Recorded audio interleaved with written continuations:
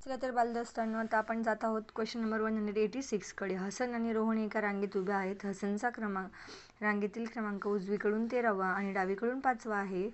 जर रोहनचा त्या रांगेतील क्रमांक डावीकडून 7वा असेल तर हसन आणि रोहन यांच्यामध्ये किती मुले आहेत? चला तर मग करूया हे प्रश्न. बघा तर मुलांनो, काय म्हटलंय की हसन आणि रोहन रांगेत उभे आहेत. हसनचा रांगेतील क्रमांक उजवीकडून 13वा, इकडनं उजवीकडून 13 आणि डावीकडून 5वा आहे म्हणे. तर 13 आणि 5 बरोबर 18 वजा 1 बरोबर 17 मुले रांगेत आहेत. बरोबर. हा डावीकडून कितवा आहे म्हणे? 5वा आहे. डावीकडून 5वा. डावीकडून 5वा. आणि म्हटलंय की जर रोहनचा त्या रांगेतील क्रमांक डावीकडून 7वा आहे, जर इकडनं हा 5वा आहे, तर हा रोहन जो आहे हा डावीकडनं कितवा सांगितला आहे? 7वा. तर त्यांच्यामध्ये हा इकडनं 5वा आणि हा इकडनं 7वा, तर त्यांच्यामध्ये फक्त एकच मुलगा आहे. मग आपण जाऊ पर्याय क्रमांक 2 सोबत, जो आहे एकच मुलगा येईल ना मध्यभागी.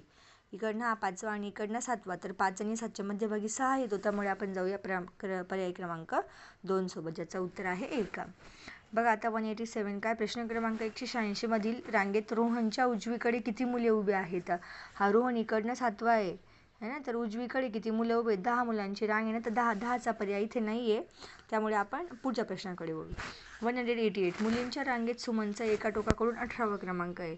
हे इकडनं असं घेऊया. सुमनचा एका टोकाकडून, कोणतं टोक ते सांगितलेलं नाही, 18वा क्रमांक आहे.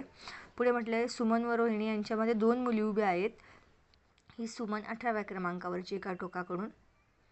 बरोबर. इथे समजू आपण ह्या एका टोकाकडून 18वी सुमन आहे असं. सुमन व मोहिनी यांच्यामध्ये 2 मुली उभ्या आहेत. आता इकडे मोहिनी घेऊया. त्यांच्यामध्ये 2 मुली उभ्या आहेत.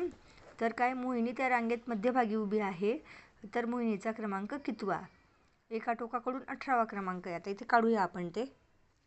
एका टोकाकडून 18वा म्हणता येते.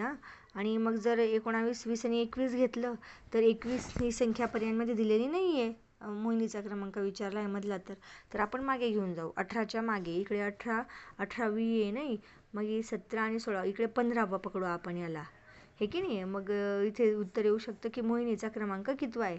मध्यभागी आहे ना ती, मग तिला मागे घेऊन जाऊ आपण. मग मध्यभागी तर तिचा मोहिनीचा क्रमांक कितवा येईल? तर तिचा क्रमांक येणार आहे मुलांना 15वा. पर्याय क्रमांक 4.